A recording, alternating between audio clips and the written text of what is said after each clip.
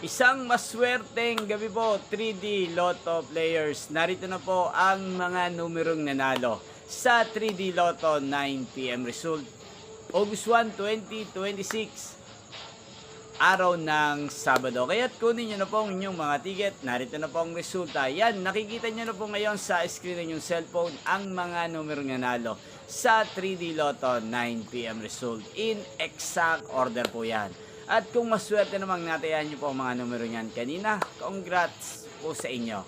At narito po ang mga numero nanalo kanina sa 3D Lotto 2 PM draw at 5 PM draw.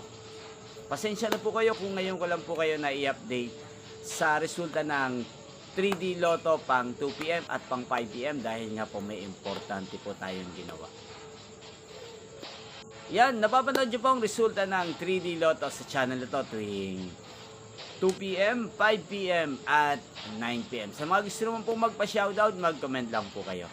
Inyo pong napanood ang resulta ng 3D Lotto sa channel na to, Roderick Hernandez TV. Maraming salamat po sa patuloy nyo pong panonood sa aking channel. Magkita-kita pong muli tayo bukas ng 2 PM para sa first draw result ng 3D Lotto. Thank you for watching and good night po sa ating lahat.